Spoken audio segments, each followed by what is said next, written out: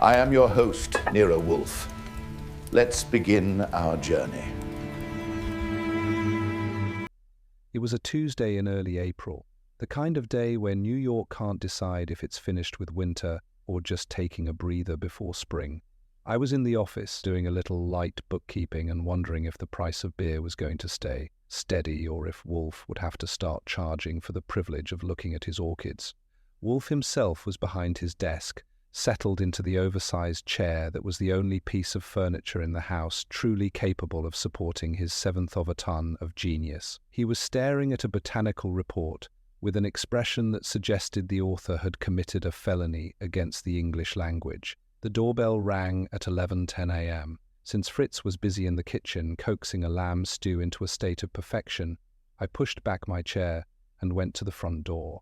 Through the glass, I saw a woman who looked like she'd been put together by a team of very expensive engineers. She was in her late 30s, wearing a navy blue suit that meant business, and a hat that sat on her head with the authority of a Supreme Court ruling. She didn't wait for me to speak.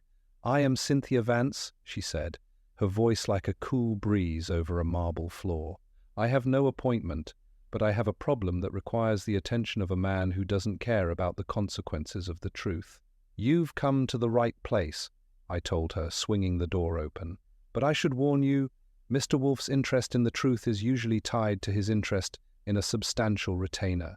Come on in." I led her into the office. Wolfe didn't look up until she was standing directly in front of his desk.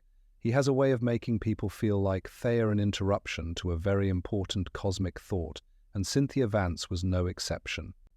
She placed a small, lavender-scented envelope on his blotter. "My husband, Arthur Vance, is being blackmailed," she said, her eyes fixed on Wolfe. "The blackmailer is not asking for money. They are asking for a specific piece of information regarding a merger his firm is handling. If he doesn't provide it by Friday, a set of photographs will be sent to the district attorney. Photographs that would end his career and likely put him in a cell."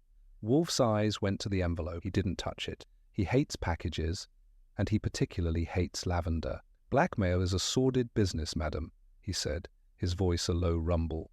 "It is also a police matter. Why bring it to me?" "Because the blackmailer is in this house," she replied. Wolfe's eyebrows went up 1/8 of an inch of violent reaction for him. "In this house? Are you suggesting that one of my employees or a resident of West 35th Street is a criminal?" "No," she said, her voice tightening. "I am suggesting that the person responsible has been watching your house. The letter was delivered to our home, but the postmark is from the station 2 blocks away. And the photographs, they were taken from a vantage point that overlooks your front stoop. My husband was here 3 weeks ago to consult with you about a private matter, a matter he chose not to pursue. The blackmailer knows he was here. They are using his visit to you as the foundation of their threat." Wolfe sat back, his fingers interlaced over his middle. The idea that his home was being used as a backdrop for a criminal enterprise was more than a nuisance. It was an insult to the sanctity of the brownstone. He looked at the envelope, then me. "Archie, open it." I picked up the envelope, used the silver letter opener, and pulled out a single sheet of paper. There were no words, just a photograph of Arthur Vance standing on our stoop, looking over his shoulder with an expression of pure terror. On the back, written in a cramped, precise hand, was a list of names and a date. "He didn't take the case 3 weeks ago," I reminded Wolfe. "He said Mr. Vance was too vague about his requirements." "Precisely," Wolfe muttered.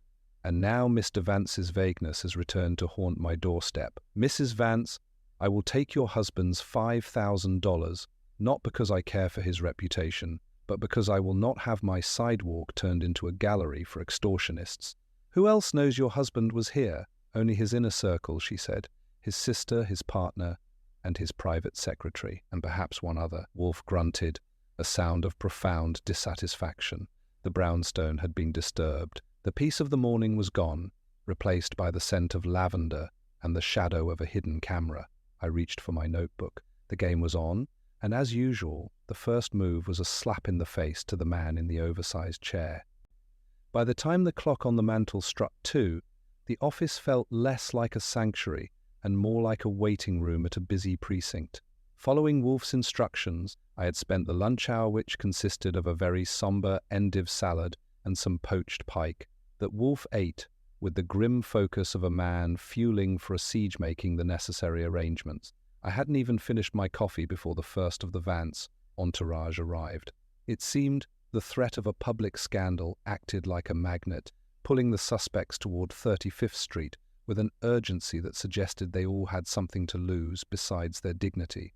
First was Marcus Salinger, Arthur Vance's business partner. He was a man who looked like he was made entirely of sharp angles and expensive wool.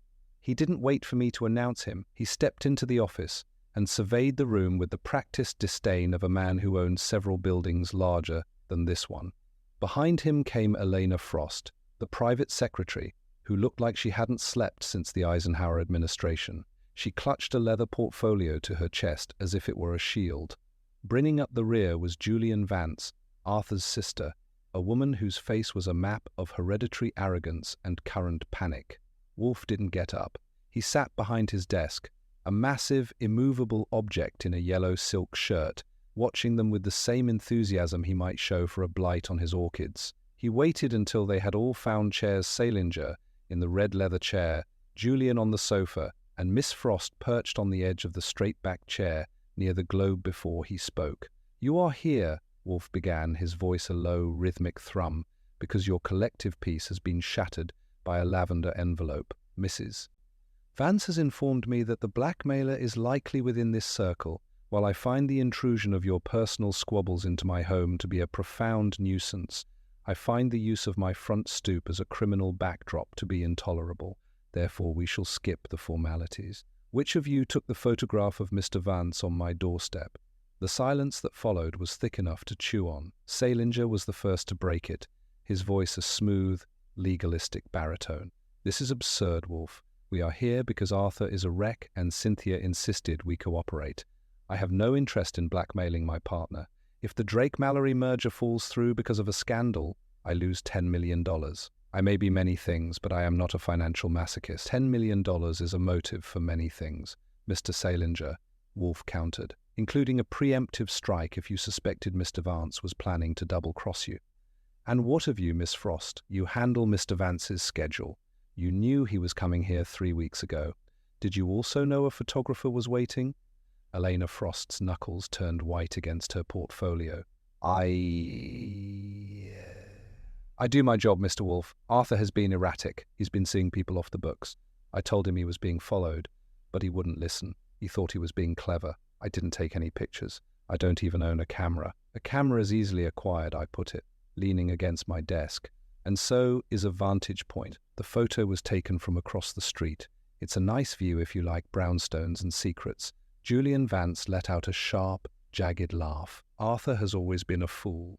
He thinks he can hide his past in a basement and it won't grow mold. If Julian Thorne's disappearance is linked to him, it's because Marcus pushed him into that Thorne deal in the first place. If anyone has a reason to squeeze Arthur, it's the man who stands to inherit the firm if Arthur goes to prison. Salinger spun toward her, his face reddening. "Careful, Julian. Your own trust fund is tied to that firm's stability. If you're the one trying to play both sides, you're going to find yourself in a very expensive gutter." Wolfe watched the exchange with a wooden expression. He wasn't looking for a confession, he was looking for the friction. He was watching the way Salinger's eyes darted to the door, the way Julian's hands shook as she reached for a cigarette she didn't light, and the way Miss Frost seemed to be trying to shrink into the upholstery. The brownstone had become a pressure cooker, and Wolfe was the one controlling the flame. "Enough," Wolfe said, the word cutting through the bickering like a knife. "I am not interested in your mutual recriminations. I am interested in logistics. 3 weeks ago, when Mr. Vance was here, he was followed. The blackmailer knows the timing of his visit and the nature of his fears. That suggests a level of intimacy that cannot be faked. Archie, show them the photograph." I picked up the lavender-scented print and walked it around the room. I watched their faces as they looked at the image of Arthur Vance trapped in that moment of terror on our stoop. Salinger looked at it with a cold, professional curiosity. Miss Frost looked like she wanted to cry. But Julian Vance... She looked at the photograph and then looked at the corner of Wolfe's desk where the lavender envelope sat. There was a flicker of something in her eyes, not fear, but a sharp, calculating recognition. "It's a very good likeness," Julian said softly. But the lighting was wrong 3 weeks ago. It was a rainy Tuesday. This photo shows a clear afternoon. Wolfe's eyes snapped to hers. A clear afternoon? Are you suggesting, madam, that this photograph was taken on a different day? I am suggesting, she said, leaning back with a thin, brittle smile, that Arthur hasn't just been here once. He's been lurking around this street for a month. He was obsessed with getting back whatever he left with you, Mr. Wolfe. Or whatever he thought you were hiding for him. Wolfe sat perfectly still. The uninvited choir was starting to sing, but the melody was changing. The brownstone wasn't just a backdrop, it was a target. I looked at Wolfe and saw the slight tightening of his jaw. He didn't like being a character in someone else's play, and he liked it even less when the suspects started giving him notes on the scenery. Archie, Wolfe said, his voice dropping to a dangerous register. Show these people out. I find their presence has become a burden on the oxygen supply. And then call Saul Panzer. I want to know who has been lurking on this street, and I want to know why a man I rejected would return to my doorstep like a recurring fever. I ushered them toward the hall. As Salinger passed me, he leaned in and whispered, "He's hiding something, Goodwin. Arthur isn't the only one who's afraid of what's behind that door." I slid the bolt home and walked back into the office. Wolfe was staring at the lavender envelope. The brownstone was silent again, but it was the silence of a house holding its breath. The suspects were gone, but the tension they'd brought stayed behind, hanging in the air like the smell of that lavender sweet, cloying and altogether deadly. I spent the next few hours doing the kind of legwork that involves a desk, a telephone, and a high tolerance for the smell of old paper. Digging into the lives of the Vance trio was like peeling an onion in a wind tunnel. Every layer I stripped back just made my eyes sting more, and the pieces kept blowing away before I could pin them down. By 4 o'clock, the office was beginning to fill with the long blue shadows of a New York afternoon, and Wolfe had come down from his session with the orchids to find me surrounded by a mountain of notes and a cold cup of coffee. He settled into his chair, a slow and majestic process that always reminded me of a barge docking in a quiet slip. He didn't ask for a report, he waited for me to offer it, which is his way of ensuring I've done enough work to justify his attention.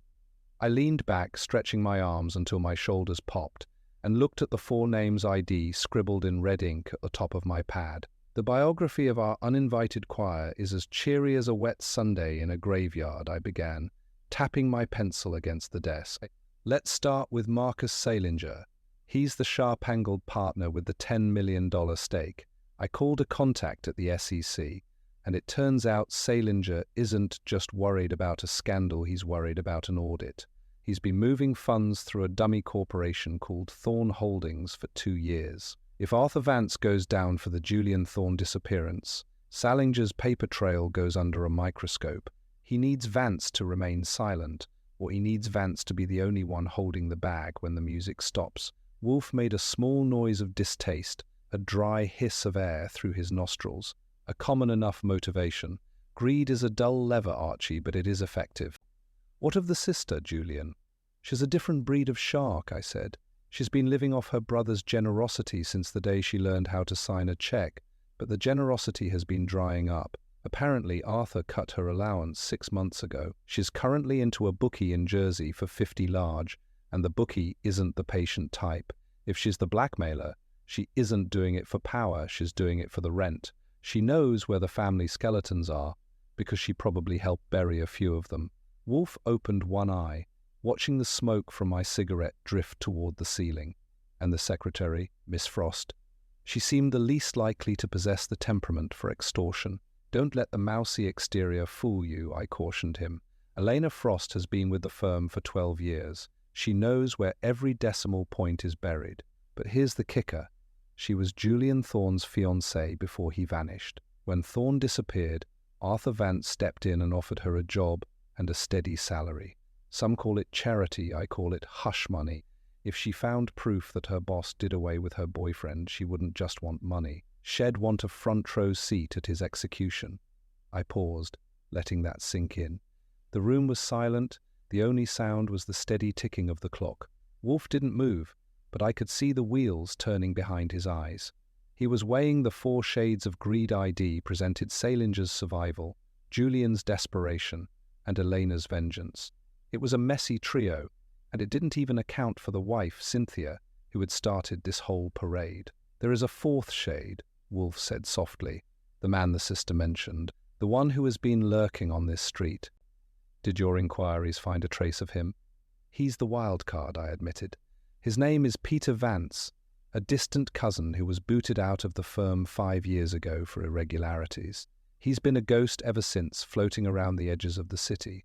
But Saul called 10 minutes before you came down. He's been talking to the newsstand guy on the corner of 9th. Someone matching Peter's description has been sitting in a grey sedan parked across from our stoop 3 afternoons a week for the last month. He isn't just lurking, he's documenting. He's got a camera with a lens long enough to see the brand of beer you're drinking." Wolfe's hand tightened on the arm of his chair. To Wolfe, being watched is a form of physical assault. The idea that a disgruntled cousin was using our front door as a backdrop for a revenge play against Arthur Vance was the final straw. "So we have a photographer," Wolfe mused. "But does the photographer have the lavender scent? The letter was delivered to Vance's house, not mine. Why involve the brownstone at all if the gold is simple extortion? If Peter Vance wanted money from Arthur, he could have approached him anywhere. Instead, he chose to link Arthur's presence here to the crime of 3 years ago. Maybe he isn't just looking for money," I suggested. "Maybe he's looking for a witness. He wants you to be the one to confirm Arthur came here to confess. He's using the reputation of this house to validate a lie, or perhaps to expose a truth that Arthur was too afraid to tell." Wolfe sat up, his bulk shifting with a sudden, decisive energy. "It is an intolerable situation, Archie. I am being used as a prop in a theatre of the absurd. We have 4 suspects, each with a reason to see Arthur Vance ruined, and one of them is currently treating my sidewalk as a stakeout. We shall not wait for the Friday deadline. If they wish to use my stoop as a stage, I shall provide the lighting." He told me to get Saul back on the line and tell him to move in on the grey sedan. He wanted the camera, he wanted the man, and he wanted them both in the office before dinner. As I reached for the phone, I looked at the photograph of Arthur Vance again. The expression of terror on his face wasn't just about the past. It was about the fact that he was standing on a door that wouldn't open. "One thing, Mr. Wolfe," I said, pausing with my hand on the receiver. "If Peter Vance is the one with the camera who sent the lavender envelope, Saul said the guy in the car looks like he hasn't washed his shirt in a week. Lavender isn't exactly his style." "Precisely," Wolfe snapped. "The photographer provides the ammunition, but the blackmailer provides the silk. We are looking for a partnership, Archie. A collaboration of convenience between the lurker on the street and the traitor in the inner circle. Go and find Mr. Panzer. I want the man in the sedan, and I want him now." I grabbed my hat and headed for the door. The blue shadows had turned black, and the air on 35th Street was getting colder. The 4 shades of greed were starting to bleed together, and somewhere out there in the dark, a grey sedan was waiting to tell us which one was the darkest of them all. The street lamps on West 35th Street were just starting to flicker to life, casting long, sickly yellow rectangles across the frozen slush that still clung to the gutters. I stepped out onto the stoop, pulling my collar up against a wind that felt like it had been sharpened on an ice pick. I didn't look at the grey sedan immediately. In this business, if you stare at the sun, you go blind. If you stare at a tail, he bolts. I walked toward 9th Avenue with the casual gait of a man who was only interested in a pack of cigarettes and maybe a glimpse of a headline. Saul Panzer was already in position. He was leaning against a mailbox half a block down, looking like just another weary New Yorker, waiting for a bus that was never going to come. Saul is the only man I know who can blend into a brick wall, if the situation calls for it. As I passed him, he didn't move a muscle, but his voice drifted out from under the brim of his cap, barely a whisper over the rumble of a distant truck. "He's still there, Archie. Move the car 10 feet up to get a better angle on the door. He's got the long lens. If he isn't a pro, he's a very dedicated hobbyist with a grudge." "Let's close the shutter," I said, not slowing down. I circled the block, coming up from behind the sedan while Saul moved in from the front. The car was a battered Chrysler that had seen better days, probably around the time the Dodgers were still in Brooklyn. The windows were fogged with the kind of condensation that comes from sitting in a small space with your own breath for too long. I reached the driver's side door, just as Saul stepped into the light of the street lamp directly in front of the hood. I didn't knock. I opened the door and slid into the passenger seat before the guy behind the wheel could even drop his camera. He was a scrawny character with hair the color of unwashed gravel and a suit that had given up on its creases months ago. He smelled of stale tobacco and the kind of desperation that doesn't wash off with soap. "Nice camera," I said, reaching over and taking the Leica out of his shaking hands. "Does it take pictures of things besides brownstones, or is that a specialized setting?" "Give that back," he wheezed, lunging for the lens. I put a hand on his chest and pushed him back into the upholstery. He didn't have much fight in him, he was all nerves and bone. Saul opened the driver's side door, leaning in with that quiet, lethal patience of his. "The man's name is Peter Vance, Archie." I checked the registration while he was busy focusing. He's been a very busy boy. He's got 3 rolls of film in the glove box and a notebook full of times and dates. Peter Vance looked from me to Saul, his eyes darting like trapped birds. "I'm not doing anything illegal. It's a public street. I have a right to take pictures of whatever I want. My cousin is a criminal. I am just gathering evidence." "Evidence is for the police, Peter," I told him, flipping open the back of the camera and pulling out the film. He let out a small groan as the light hit the negative, ruining whatever masterpiece Head been working on. "Blackmail, on the other hand, is for the birds, or for people who like staying in small rooms with iron bars." "Who are you working with?" "I am not working with anyone," he shouted, his voice cracking. "Arthur ruined me. He kicked me out of the firm and told everyone I was a thief. I wanted to show the world what he really is. I saw him come here. I saw him looking like he was going to jump out of his skin. I figured he was finally talking to Wolfe about Thorn." "And the lavender envelopes?" I asked, watching his face closely. "The letters sent to Arthur's house? The ones that smell like a French funeral?" Peter frowned, a genuine look of confusion crossing his face. "Lavender? I don't know what you're talking about. I don't send letters. I was going to sell the photos to the tabloids. I was waiting for one more shot of Arthur and Wolfe together. That's the money shot." I looked at Saul. He gave me a short, sharp nod. Saul is a human lie detector, and right now, his needle wasn't moving. Peter Vance was a lurker, all right, and he was definitely out for revenge, but he was too disorganized for the kind of precision blackmail we were looking at. He was the ammunition, just like Wolfe had suspected, but he wasn't the one pulling the trigger. "Check the notebook, Saul," I said. Saul reached into the back seat and grabbed a tattered ledger. He flipped through the pages, his eyes scanning the cramped handwriting. Suddenly, he stopped. "Archie, look at this. Entry for last Thursday. Contact made. Handover at the park." LF took the negatives. I leaned over and looked at the initials. LF Elena Frost, the mousy secretary who didn't own a camera but apparently knew exactly where to find one. "She paid me." Peter blurted out, seeing the game was up. "She came to me a week ago. Said she knew I was watching Arthur. She said if I gave her the negatives of him on the stoop, she'd make sure Arthur paid for what he did to Julian Thorn. She said she had a plan to make him sweat. And the lavender?" I pressed. "That's her," Peter whispered. "She always smells like that. Even when she was with Julian, it was his favorite scent. She said she wanted Arthur to smell the past every time he opened an envelope." I hauled Peter out of the car. "You're coming with us, Peter. Mr. Wolfe has a very low tolerance for amateur photographers, but he has a very high interest in people who collaborate with his enemies. Saul, bring the car. I think it's time we showed the uninvited choir that the conductor has arrived." We marched him back to the brownstone. The wind was picking up, howling between the buildings, and the shadows on the sidewalk seemed to be reaching for us. As we reached the stoop, I looked up at the office window. The light was on, a steady amber glow in the darkness. Wolfe would be waiting. He'd have the facts, he'd have the names, and now he had the man who had provided the scenery for the crime. I pushed Peter through the front door and slid the bolt. The brownstone was warm, the air smelling of Fritz cooking, and the faint, lingering trace of that lavender envelope. The sidewalk shadows were finally inside, and I had a feeling that before the night was over, Elena Frost was going to find out that a mouse is no match for a mountain. I pushed Peter Vance into the office with less ceremony than I usually accord a delivery of orchid supplies. He looked even smaller and more frayed under the bright, uncompromising light of the chandelier. Wolfe didn't look at him immediately. He was staring at a small, empty space on the silver tray that sat on the side table near the globe. Fritz stood nearby, his hands twisted into his apron, his face a mask of professional tragedy. In this house, a missed decimal point in the checkbook is a nuisance, but a disturbance in the dining service is a catastrophe. "The mustard pot," Archie Wolfe said, his voice a low, dangerous vibration. "The antique silver pot with the lion's head feet. It was here at 4 o'clock. It is gone." I blinked.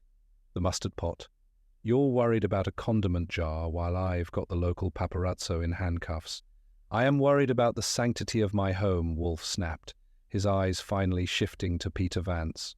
"Outsiders have entered this room today. They have brought their scandals, their lavender scents, and their petty greeds. And now, it appears, one of them has stayed behind to pilfer the silver.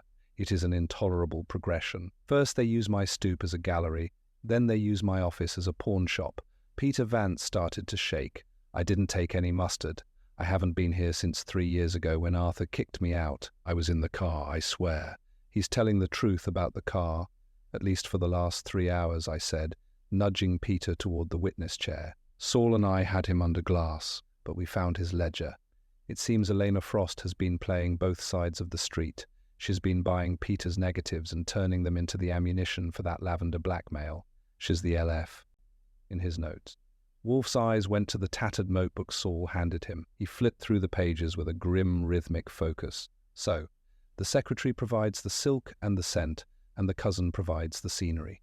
But the theft of the mustard pot suggests a third hand, or perhaps a different motive entirely. Fritz, who was the last person in this room besides myself. Miss Frost," Fritz said softly. "She asked for a glass of water before she left.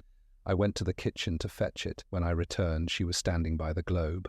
She took the water, thanked me, and departed. I did not notice the vacancy on the tray until I came to prepare the evening service." "She didn't take it for the silver," I said, the wheels starting to turn. "She's not that desperate. If she's the one pulling the strings on a $10 million merger, she doesn't need to hawk a lion's head pot at a hock shop. Why take it, Mr. Wolfe?" Wolfe leaned back, his fingers doing a slow, rhythmic dance against each other. "She took it because it was the only thing in this room that Arthur Vance touched during his visit 3 weeks ago. Do you recall, Archie?" He was agitated. He reached for the tray to steady himself. He gripped the mustard pot. He left his prints on it. "Prints," I whispered. "She's not just blackmailing him with photos. She's gathering physical evidence. If Julian Thorne's disappearance is a murder, and she's got Arthur's prints on something that links him to the crimer, something she can plant at a Sinesh's got him by the throat." Wolfe grunted, but it wasn't a sign of agreement. It was the sound of a man who had seen a flaw in the logic. If she has the prints, she has the lever. But the lavender, Archie, the scent is a signature of the past. It is not the tool of a professional extortionist. It is the tool of a mourner. She is not seeking money. She is seeking a confession, and she is using my house as the confessional because she knows Arthur Vance is afraid of me. "And Peter?" I asked, gesturing to the scrawny man in the chair. "He is a nuisance," Wolfe said, dismissing him with a wave of his hand. "He provided the opportunity, but he does not possess the soul for this drama. Archie, take him to the front room and let Saul keep him company. Then I want you to look at the Drake Mallory documents Mrs. Vance mentioned. If the blackmailer wants those documents by Friday, it is because they contain the one thing that can prove Arthur Vance's guilt, his innocence." I hauled Peter out of the office, leaving Wolfe to his thoughts. The brownstone felt cold, despite the fire in the hearth.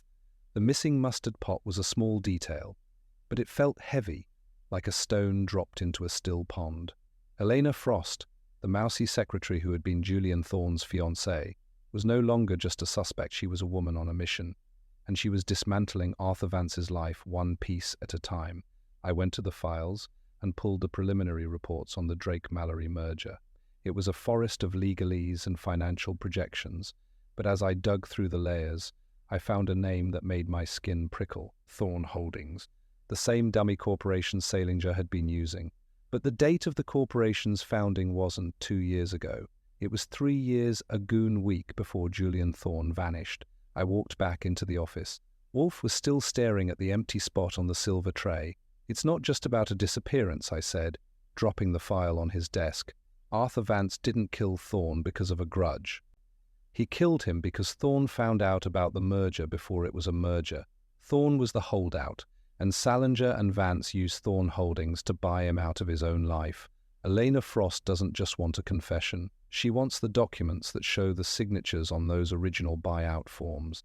Wolfe looked at the file, his eyes narrowing. And she believes those signatures are hidden within the Drake Mallory papers. She is using the blackmail to force Arthur to hand over the evidence of his own crime. It is a strategic masterpiece, Archie, but she has made one fatal error. What's that? She has stolen from my table, Wolfe said, his voice dropping to a register of absolute finality. She has turned my home into a crime scene, and my silver into a trophy. She will return that pot, and she will do so before I have finished my dinner. Archie, call Mrs. Vance. Tell her to bring the uninvited choir back to this office at 9 o'clock. Tell them the fat man has found the body, and he is ready to discuss the burial. I reached for the phone.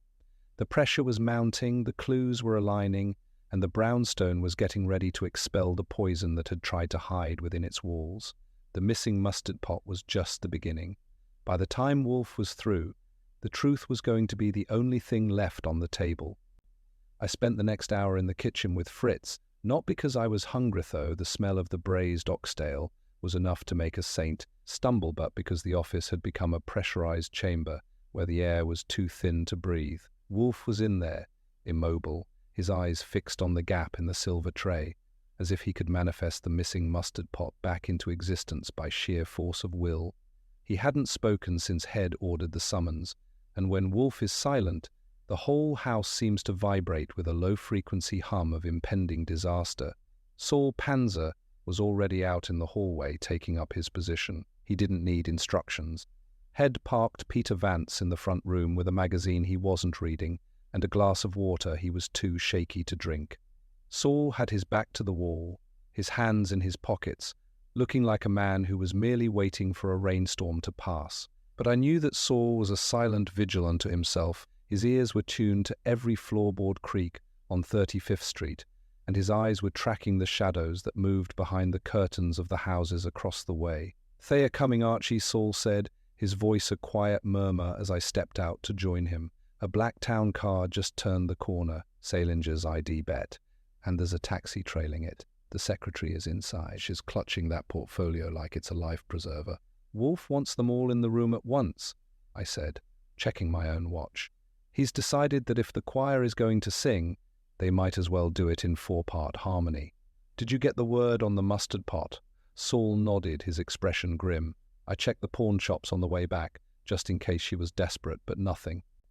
If she took it for the prince, she's got it tucked away somewhere safe, or she's already used it to bait a different trap." "Wolfe doesn't think she's desperate," I told him. "He thinks she's cold. A woman who waits 3 years to avenge a fiancé isn't going to get rattled by a silver tray. She's been playing a long game, Saul, and we're just the latest square on her board." I went back into the office.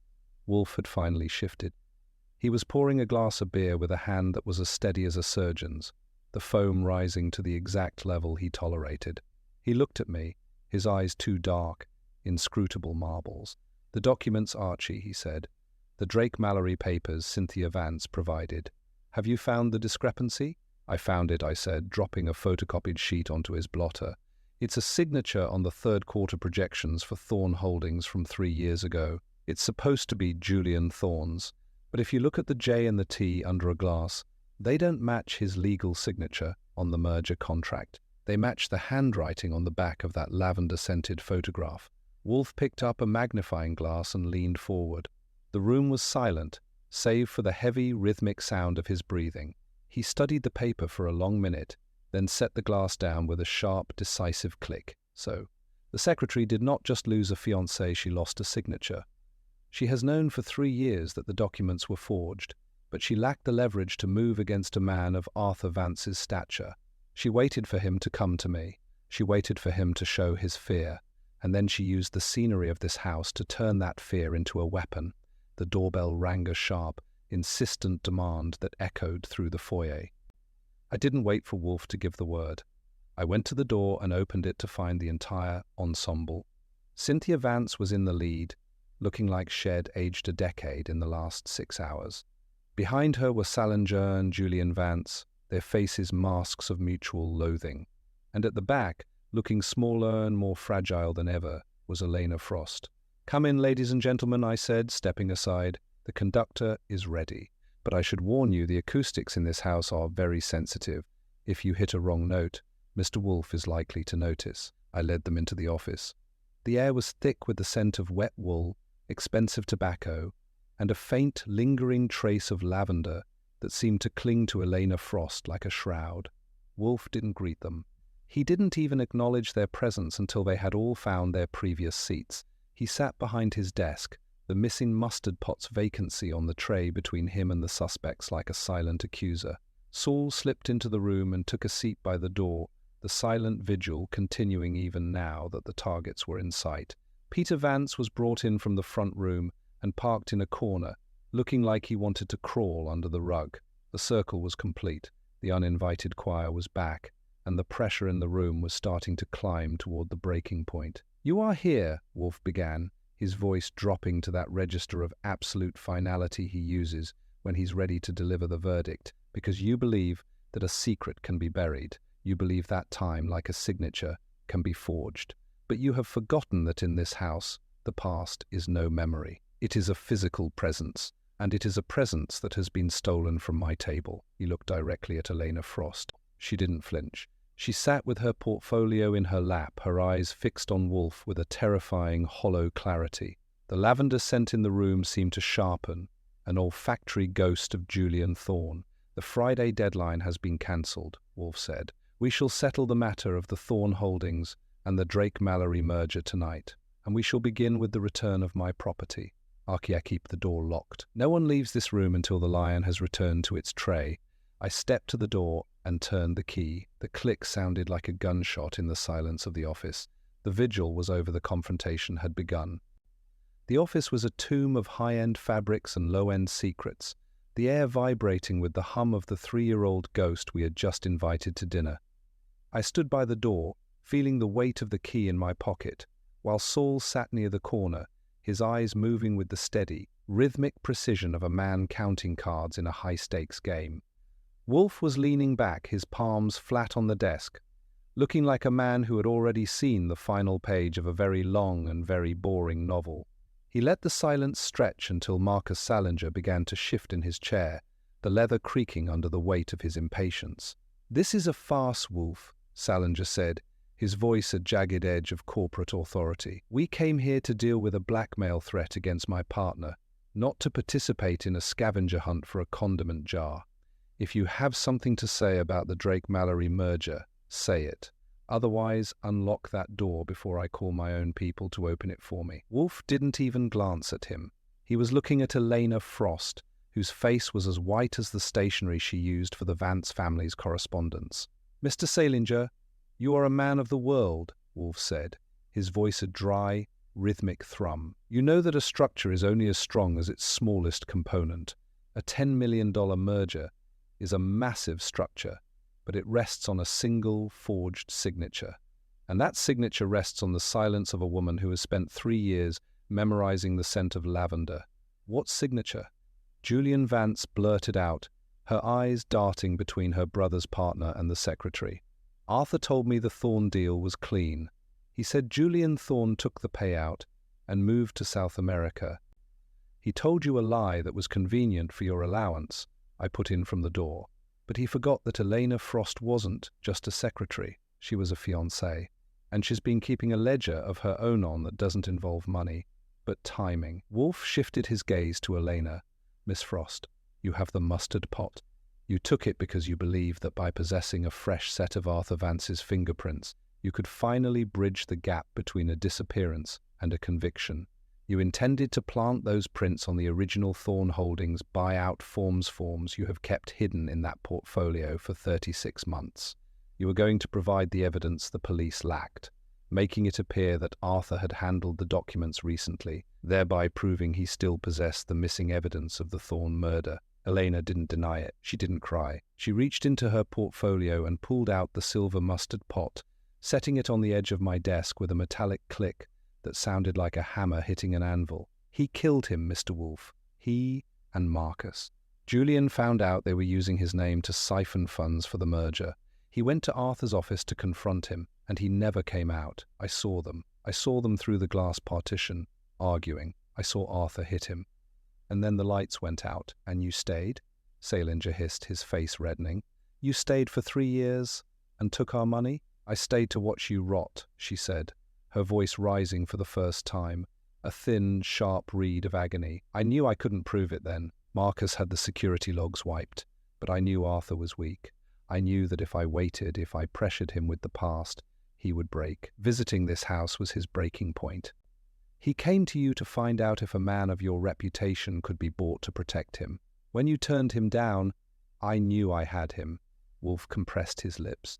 And so you hired Peter Vance. You provided the lavender, the scent of the man Arthur had murdered, to haunt his hallways. You used my stoop as the stage for your final act. But in your zeal for justice, Miss Frost, you became a criminal yourself. You did not seek the law, you sought to manufacture it. The fingerprints on that pot would have been a forgery of reality, as surely as the signatures on the Thorne documents were a forgery of intent. So what? Julian shouted, standing up. If they kill Julian, they deserve whatever they get. Marcus, you're finished. Cynthia, your husband is a murderer. And you, Wolfire, just an expensive audience for the whole thing. I am never merely an audience, Wolfe snapped, the word cutting through the room like a gunshot. Archie. The documents I asked you to retrieve from the Safeth ones Saul recovered from the Vance firm's archive, while the choir was busy singing earlier this evening. I reached into my desk and pulled out a manila envelope. While the suspects had been bickering, Saul had made a very quiet and very effective trip to the Vance offices using a key Peter Vance had loaned us in exchange for a lighter sentence. I handed the contents to Wolfe. These, Wolfe said, holding up a set of blue-backed legal forms, are the original, unfiled contracts for the Thorne Holdings acquisition.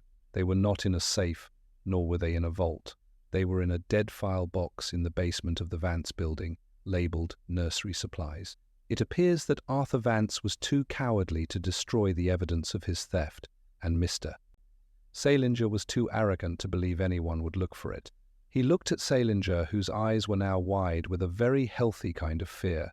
Mr. Salinger, you will find that these documents do not require a lavender scent or a stolen mustard pot to be effective. They contain the biological evidence of a strugular bloodstain on the reverse of page 4 that matches the type of Julian Thorne.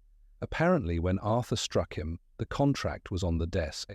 You were so focused on the signature that you missed the splatter. The noose was tight now. Salinger looked at the door, but I was still there, and Saul was still there. The brownstone was a fortress that didn't let up its prizes. The lavender scent in the room was overwhelming now, a sweet, cloying reminder that the past was no longer hidden in a basement. It was on the table, and Nero Wolfe was ready to serve the final course. One more thing, Miss Frost, Wolfe said, his voice dropping to a whisper. Return my property to the tray. And then, tell the inspector, who is currently waiting in the front hall, exactly where the rest of Julian Thorne is buried. I suspect the answer is behind the new marble facade in the Vance lobby. The heavy oak door to the hallway didn't just open, it swung wide with the practiced, heavy-footed authority of the law. Inspector Cramer stepped into the office, his overcoat still damp from the New York drizzle, his face the color of a ripe tomato that had seen too much sun. Behind him stood Sergeant Pearlie Stebbins, looking as immovable as a fire hydrant. Cramer didn't look at Wolfe first. He looked at the suspects, then at the silver mustard pot sitting on my desk, and finally at the lavender-scented photograph I had pinned to the corkboard. He took a cigar out of his mouth. One head been chewing on for 3 hours in the front halland, pointed it at the room. "All right, Wolfe," Cramer growled, his voice a gravelly rasp that filled the room. "The front hall is getting crowded, and my feet are tired. You said you had a burial to discuss. I've got a mobile unit standing by, and a shovel in the trunk. Who am I taking in? And where am I digging?" Wolfe didn't answer immediately. He took a deliberate sip of his beer, his eyes traveling over the frozen faces of Marcus Salinger and Elena Frost. The silence in the office was so absolute you could hear the soft hiss of the bubbles in Wolfe's glass. "The shovel will be required at the Vance building, Inspector," Wolfe said, his voice dropping to a register of cold, clinical precision. "Specifically, behind the marble wainscoting in the executive lobbied section installed exactly 3 days after Julian Thorne was last seen alive. But before you depart, you should finalize the passenger list for your squad cars. Mr. Salinger is a man of vast corporate experience, and I suspect he will find the legalities of a first-degree murder charge to be a fascinating change of pace from his usual mergers. Salinger didn't move, but his face went from red to a sickly, curdled white. You're dreaming, Wolfe. You have an old contract with a smudge on it, and the word of a hysterical secretary. That's not evidence, it's a fairy tale. It is a fairy tale with a very short ending, I put in, leaning against the doorframe to keep Pearlie from getting too comfortable. We have the original contracts, Marcus, the ones you thought were buried in the nursery files, and we have the cousin, Peter, in the other room, who's more than happy to tell the DA how you and Arthur Vance paid him to stay away from the firm after he saw the renovations in the lobby. Wolfe leaned forward, his bulk casting a massive shadow across the desk. Mr. Salinger, you made the mistake of assuming that because Arthur Vance was a coward, he would be thorough in his destruction of the past. But cowards are notoriously sentimental. He kept the contracts because they were his only leverage against you, proof that you were the one who held Julian Thorne while he struck the blow. And Miss Frost, in her grief, provided the catalyst that brought those documents into the light. Elena Frost looked at Salinger, her eyes burning with a terrifying, cold-blooded triumph. I knew, Marcus. I knew the moment the marble went up. Julian hated that lobby. He said it was too cold. He was right. It's been a tomb for 3 years. I didn't take the mustard pot to frame Arthur. I took it to ensure that when the police finally arrived, they would have the one thing you couldn't wipe, Cleanthe, physical connection between the killer and the motive. Wait a minute, Cramer interrupted, his eyes narrowing. If Vance struck the blow and Salinger held him, what's the secretary's part in this? She's the one who's been sending the lavender letters and playing with ghosts. Her part, Inspector, was that of the architect, Wolfe said. She knew that Arthur Vance was the weaker link. She used the lavender scent of her dead fiancé to trigger a psychological collapse. She knew that a man with a guilty conscience cannot distinguish between a memory and a threat. She made him come to me, knowing my involvement would act as a beacon for your department. She did not want the money from the merger, she wanted the merger to become the monument to his downfall. Cynthia Vance, who had been silent until now, stood up slowly. Her face was a mask of brittle dignity. And Arthur? Where is my husband now, Mr. Wolfe? He is currently in the custody of Mr. Panzer in the dining room, Wolfe said, not unkindly. He attempted to leave through the service entrance 15 minutes ago, but he found the alleyway to be inhospitable. I believe he is ready to dictate a very long and very detailed statement regarding Mr. Salinger's role in the Thorne disappearance. Salinger lunged for the door, but Pearlie Stebbins was already there, his hand like a meat hook on Salinger's shoulder. The partner's corporate mask finally shattered, leaving behind the jagged, ugly face of a man who had run out of time and exited. Take them out, Pearlie, Cramer commanded, his voice sounding satisfied for the first time in a month. The whole lot. I want the secretary to withhold evidence and the partner for the work, and get the unit to the Vance building. I want that marble down before the morning edition hits the stands. As the office cleared, the air seemed to lighten, though the faint, cloying scent of lavender still hung in the curtains. Julian Vance was the last to leave, her face a mixture of shock and the realization that her allowance had finally, permanently vanished. Elena Frost walked out between two officers, her head held high, looking as if she had finally finished a very long and very exhausting journey. When the door finally closed, leaving only the three of us and the ticking clock, the brownstone was quiet again. The final summons had been served, the choir had finished its song, and the past had been dug out from behind its marble facade. I looked at Wolfe, who was already reaching for the button to summon Fritz. A long night, Mr. Wolfe, I said, sliding the silver mustard pot back onto its tray. And I don't think the Drake-Mallory merger is going to make the front page tomorrow. The merger is a dead thing, Archie, Wolfe said, his eyes already drifting toward the hallway and the prospect of the delayed oxtail. It was built on a foundation of bone and paper. It is a relief to have it removed from my doorstep. Now, tell Fritz that since the inspector has finally departed, we shall require an extra bottle of beer to wash away the lingering scent of lavender. Justice is a necessary virtue, but it is remarkably taxing on the appetite. I followed him toward the dining room. The final summons were over, and as the lights in the office dimmed, the only thing left on West 35th Street was the cool, clean air of a New York night. The office was finally empty of the law, the guilty, and the grieving, but the air still held that peculiar, heavy stillness that follows a violent storm. I had opened the windows a crack to let the New York night air battle it out with the lingering scent of Elena Frost's lavender, and for once, the city's exhaust fumes smelled like a welcome relief. Nero Wolfe was back in his chair, though he hadn't returned to the Thracians. He was staring at the silver mustard pot, which I had polished and returned to its rightful spot on the tray. It looked back at him with its little lion's head feet, as indifferent to the murder it had helped solve as it was to the quality of the mustard it usually held. The logic of the lever, Archie Wolfe said, his voice barely more than a murmur in the quiet room. It is the most basic of machines, yet the most misunderstood. To move a great weight, one does not require immense strength, one only requires a firm place to stand and a long enough arm. Miss Frost found her standing in my office, and she used your own curiosity as the fulcrum. I leaned against my desk, watching the way the light from the desk lamp caught the gold of his signet ring. She used more than that, Mr. Wolfe. She used the fact that Arthur Vance was a man who couldn't live with what Head done, but was too much of a coward to die for it. She didn't just push him, she leaned on him for 3 years, until he snapped. Precisely, Wolfe replied, his eyes narrowing as he traced the logic in his mind. We are often told that the truth will set one free, but for a man like Arthur Vance, the truth was a cage. He spent 36 months reinforcing the bars with marble and silence, unaware that the very woman who brought him his coffee every morning was counting every brick. The leverage she possessed was not the knowledge of the murder. She had no proof of that until tonight, but the knowledge of his character. She knew that if she introduced a catalyst, the entire structure would collapse under the weight of its own rot. I straightened a stack of files, the paper rasping in the silence. But she took a hell of a risk involving us. If you hadn't caught on to the signature or the missing mustard pot, she might have ended up in a cell right next to Salinger for fabrication of evidence.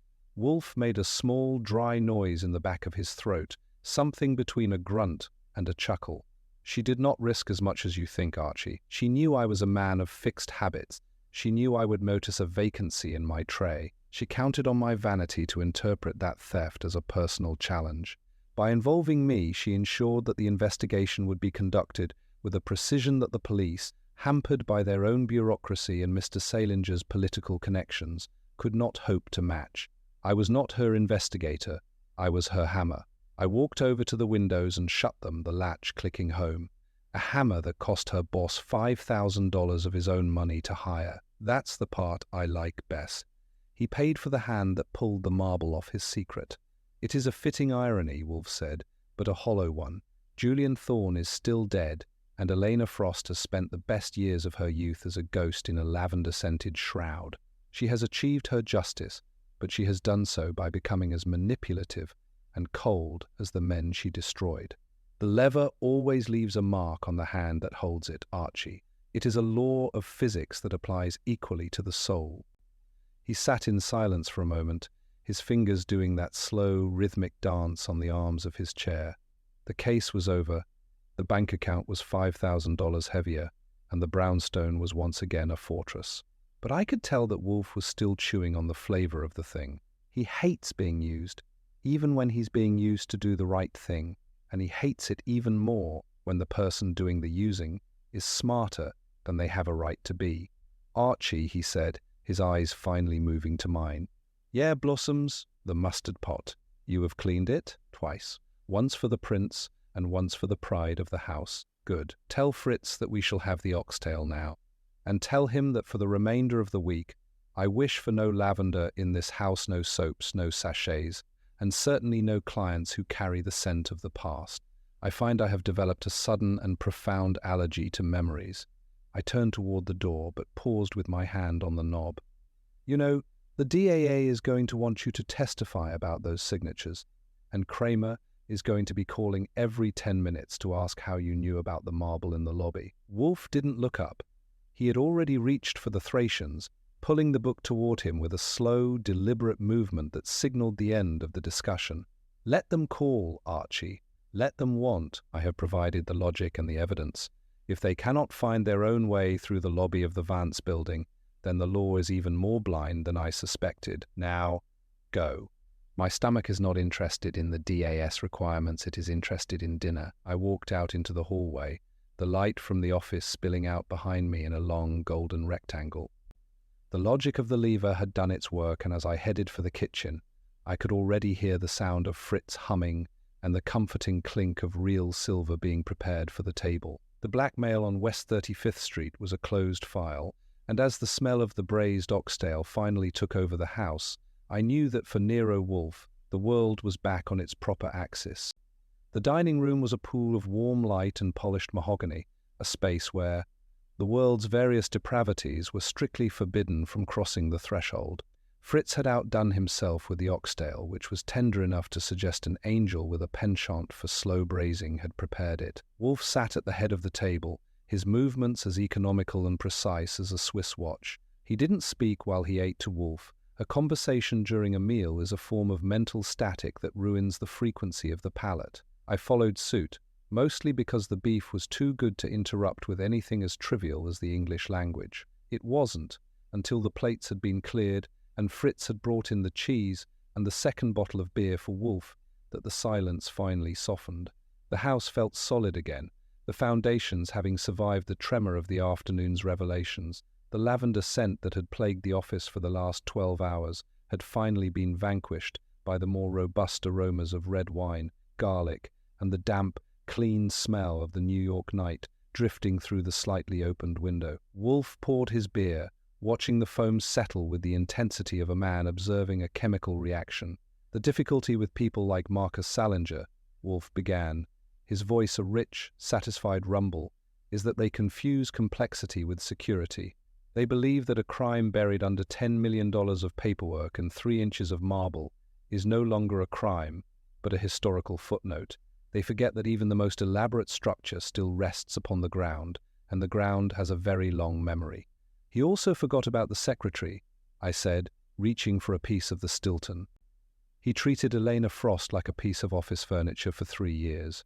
He didn't realize that while he was busy looking at the stock tickers, she was busy looking at him. People tend to overlook the person who brings the coffee, but in this case, the coffee came with a side of absolute vengeance. Wolfe made a small noise of agreement. Vengeance is a bitter seasoning, Archie, but it is remarkably potent. Miss Frost did not require my genius to solve Julian Thorne's murder. She had solved it the night the marble went up in the lobby. What she required was a theatre. She needed a stage where the actors could be forced to repeat their lines until the script failed them. She chose this house because she knew I would not tolerate a lie told in my presence, and she knew that Arthur Vance's cowardice was the ultimate leverage. The lever moved the rock, but the rock was already teetering on the edge of the abyss. I leaned back, feeling the pleasant weight of the dinner and the satisfaction of a closed file. $5,000 for a theatre rental. It's a steep price, but I guess when you're a millionaire murderer, you don't have many options for a venue. I wonder if Cynthia Vance knew. She's the one who brought the case to us. Do you think she suspected the truth, or was she just trying to save her social standing? Wolfe took a slow sip of his beer, his eyes dark and reflective. Mrs. Vance is a woman of formidable instincts. She may not have known the location of the body, but she knew the location of the fear. She brought the case to me because she realized that her husband was a man who was already dead in every way that mattered. She sought to cauterize the wound before it consumed her as well. Whether she is satisfied with the result is a question for her conscience, though I suspect she will find the silence of a widow much more agreeable than the noise of a blackmail. He paused, looking at the silver tray on the sideboard where the mustard pot sat in its rightful place. It is a relief to have the lion back at the table, Archie. A house is a collection of habits, and when a habit is stolen, the house becomes a stranger. I find I have a new appreciation for the mundane. Tomorrow, we shall return to the orchids. The Dendrobium nobile requires repotting, and unlike Marcus Salinger, the plants have the decency to be exactly what they appear to be. Most secrets in the potting room, I asked, grinning, just dirt and roots. And the occasional aphid, Wolfe replied, but an aphid does not require a legal brief or a lavender-scented envelope to be dealt with. It merely requires a firm hand and a clear eye. I stood up, stretching my arms and feeling the first real touch of sleepiness behind my eyes. The beer, beef, and bitterness that had defined the evening was finally winding down. I looked out the window at the streetlights of 35th Street. The grey sedan was gone, the police cars were at the precinct, and Peter Vance was likely currently trying to explain his photography hobby to a desk sergeant who didn't care about the lighting. "One thing, Mr. Wolfe," I said, as I turned to head for the stairs. "If you ever decide to go into the blackmail business, remind me to quit. You've got a way of making the truth sound more expensive than a lie." Wolfe didn't look up. He had already reached for his glass again, his fingers tracing the curve of the rim. "The truth is always expensive, Archie. That is why so few people can afford to keep it. Now, go to bed." I wish to finish this beer in a state of absolute, unadulterated silence. It is the only thing the Vance family didn't manage to steal today. I left the room, the sound of my own footsteps muffled by the heavy carpet. The blackmail on West 35th Street was a wrap. The villains were in the cooler, and the fat man was back to his books. As I reached the top of the stairs and looked back down into the amber glow of the hallway, I realized that for all the scandal and the blood, the brownstone hadn't changed at all. It was still a fortress of sanity in a city that had forgotten how to be quiet, and as long as the beer was cold and the oxtail was tender, the world would just have to wait its turn. I reached my room, closed the door, and slid the bolt. It was a habit ID picked up from the boss, and on a night like this, it felt like the only logical way to end the day.